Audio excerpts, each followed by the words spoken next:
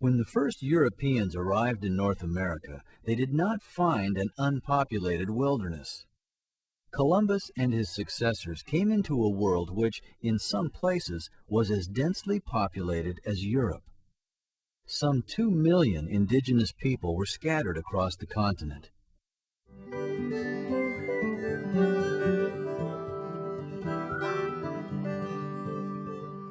The first English colony in North America was established in 1585 under Sir Walter Raleigh of England.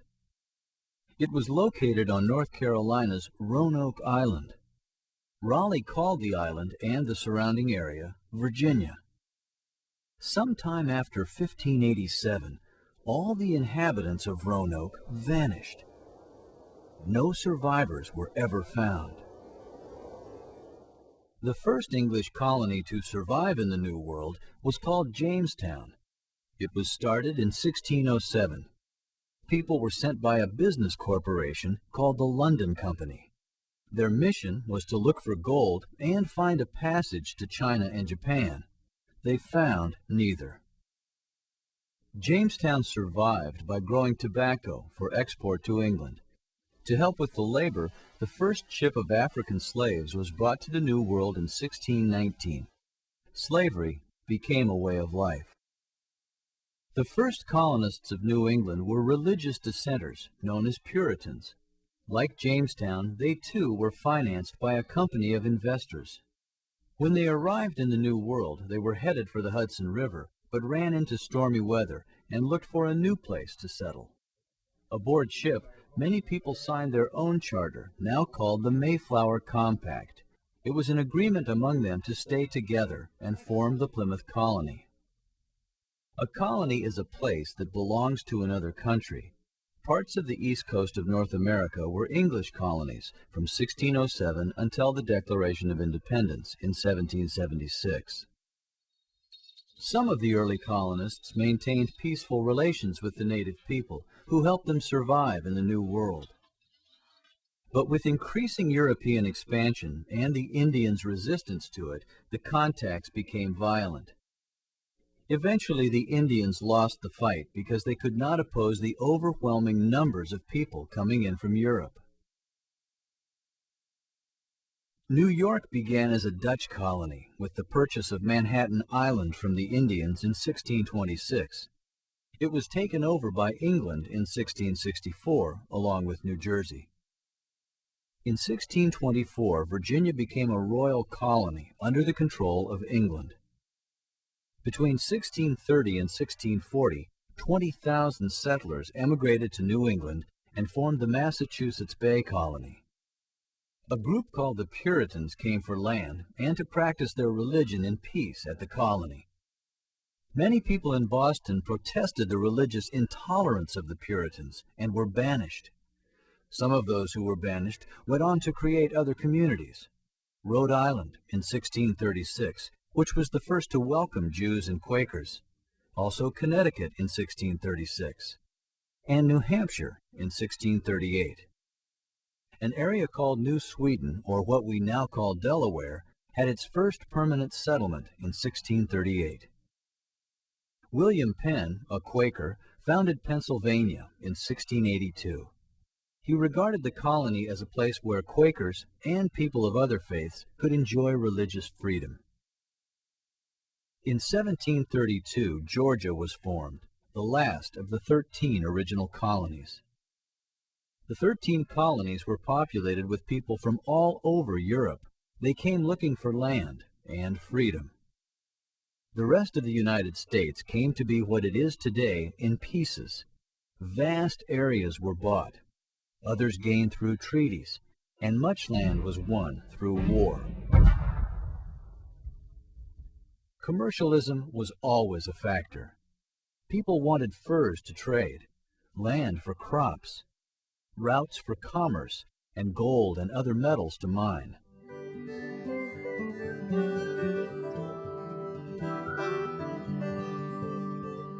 The first Europeans to set up trading posts in the Great Lakes area were the French. The French trappers also occupied the land along the Ohio and Mississippi rivers. The British also wanted this land. In 1754, the French and the British went to war over control of this region. This was the French and Indian War, in which the Indians helped the French. It was also known as the 7 Years' War. It was fought because both Britain and France wanted the profits from fur trading in this area. The land west of the Mississippi River was not in question, because the French had given it to the Spanish to keep it out of British hands.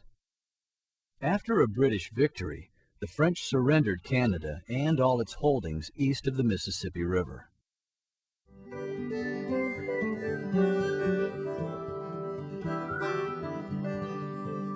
A movement to end British rule in the American colonies became active in the 1700s. In 1775, a war broke out between Britain and the American colonies. In 1776, representatives from the 13 colonies adopted the Declaration of Independence and formed the United States of America. Under the Treaty of Paris, the Revolutionary War ended, and Britain recognized the independence of the Americans. Britain also gave the new nation rights to all the territory between the Appalachian Mountains and the Mississippi River. This included the Great Lakes region. In 1787, the United States Congress, under the Articles of Confederation, passed the Northwest Ordinance. This established procedures by which new states were added to the Union. When the population of a district reached 60,000, it could apply for statehood.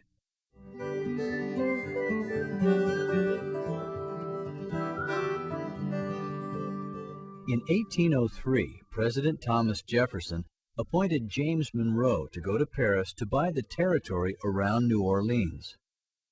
To Monroe's surprise, Napoleon made an offer to sell the whole Louisiana territory for $15 million.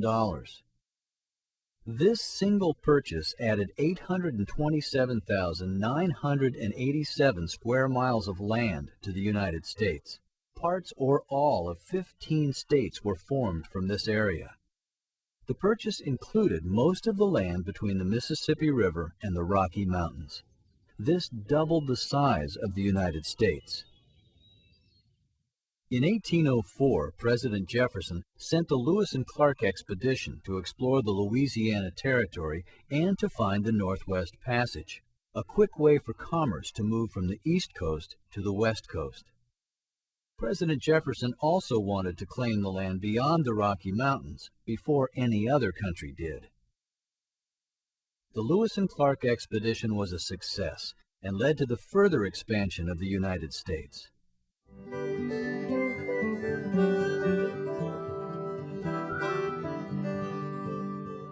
In 1812, President James Madison asked Congress for a declaration of war against the British.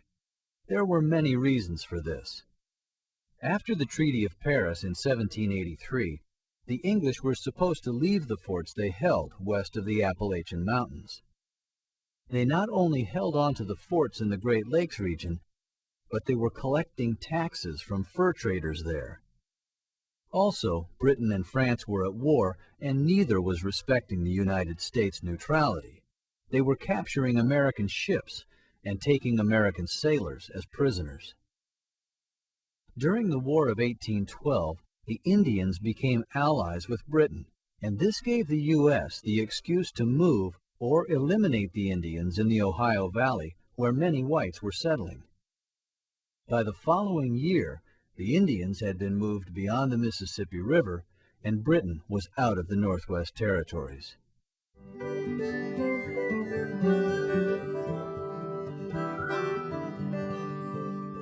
The early 1800s found slaves from the South escaping to Florida, where they lived in all-black villages or with the Seminole Indians.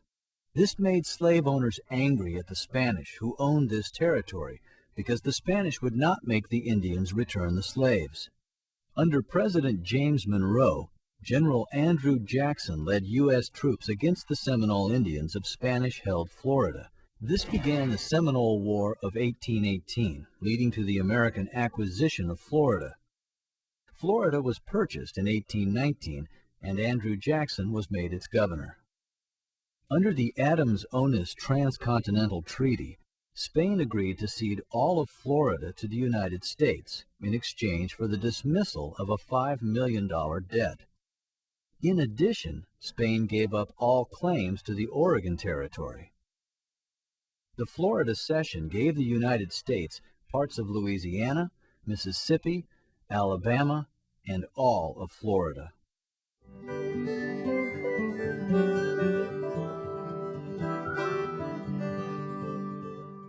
In 1818, the same year the Seminole Wars began, the United States and Great Britain entered into a treaty. In the Treaty of 1818, the U.S. gained what later became parts of Minnesota, North Dakota, and South Dakota. Minnesota became a state in 1858, while North and South Dakota became states in 1889. The treaty also made the 49th parallel the northern boundary of the U.S., and the Continental Divide the western boundary. This treaty also provided for a 10-year joint occupation by the U.S. and Britain in the Oregon Territory.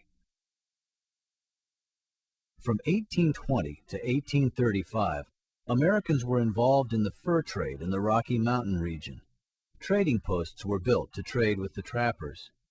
By the mid-1830s, trade had shifted to buffalo robes because the beaver were almost extinct.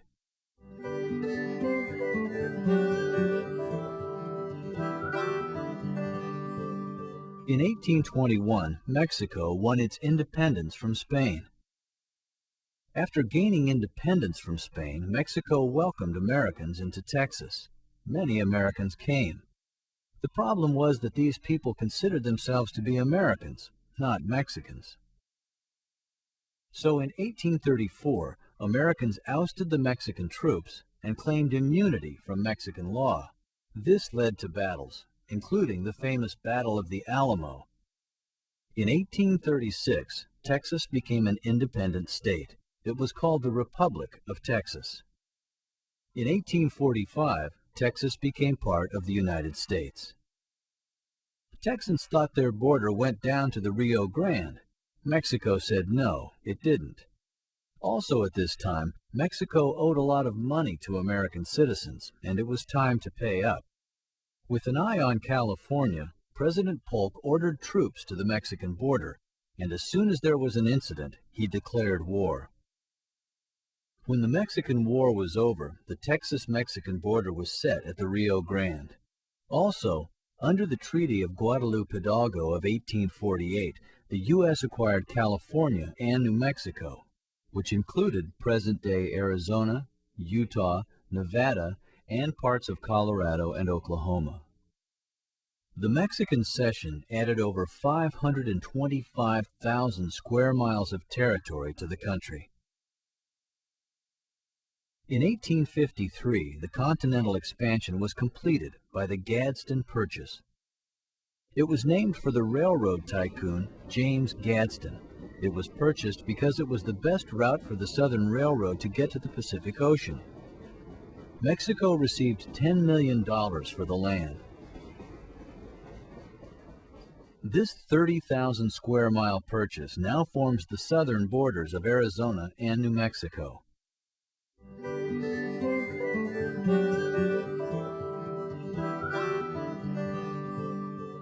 Just days before the Treaty of Guadalupe-Hidalgo was signed, gold was discovered at Sutter's Mill, and soon the California gold rush was on. By 1850, California had become populated enough to become the 31st state. 8 years after gold was found in California, it was discovered in Colorado. Within months, 100,000 people had come. Enough of them stayed to make Colorado a U.S. territory in 1861. The third gold rush was in the Klondike region of Canada, where gold was found in 1897. This brought thousands of people to the Klondike region, and many also went further west to Alaska in search of gold. Miners also played a part in the growth of Virginia City, Nevada, and in opening up South Dakota's Black Hills to settlement.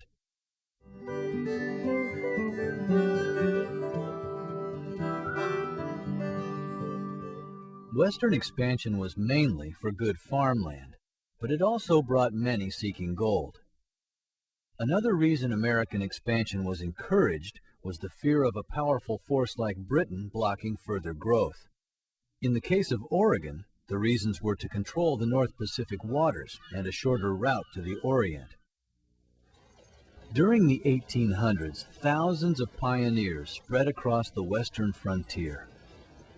They followed the Oregon Trail, the California Trail, the Santa Fe Trail, and the Old Spanish Trail. There were many wars with Indians as they were pushed westward by advancing pioneers. Indians were outnumbered in battle, and many also died from white people's diseases. The cost of frontier settlement was high, both in terms of capital and human suffering. But the people kept coming because pioneers wanted cheap land, or better yet, free land.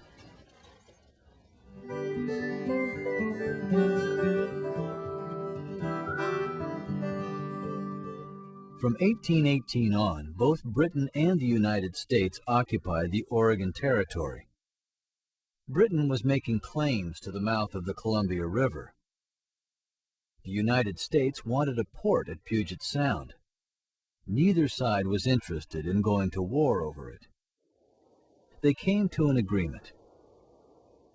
In the Treaty of 1846, the U.S. border was extended north to the 49th parallel, and the western boundary went to the Pacific Ocean, giving the U.S. the Puget Sound and the Columbia River.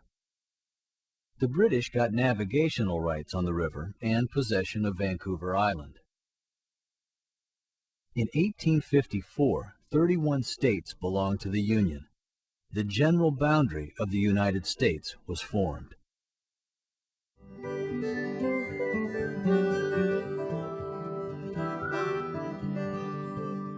In 1867, a Russian representative approached Secretary of State William Seward with the intent of selling Alaska. The U.S. purchased Alaska for $7.2 million, or 2 cents an acre. It was known as Seward's Folly because it was thought to be a wasteland. In reality, it was an area rich in natural resources and was populated by many. The Alaskan Purchase added 586,000 square miles of territory to the United States. In 1959, Alaska became a state.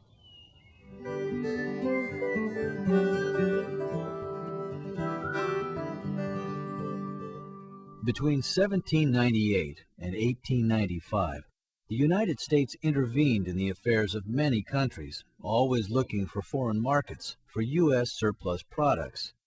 For example, Americans in Hawaii led a revolution in 1893 and set up a provisional government under Stanford Dole. The forces behind this were missionaries and the pineapple interests of the Dole family. They had hoped for support from the U.S., but the U.S. did not annex Hawaii at this point. It wasn't until 1898 that the U.S. decided to annex the Hawaiian Islands, giving the United States its largest overseas possession. The Hawaiian Islands cover 6,450 square miles. They became a state in 1959.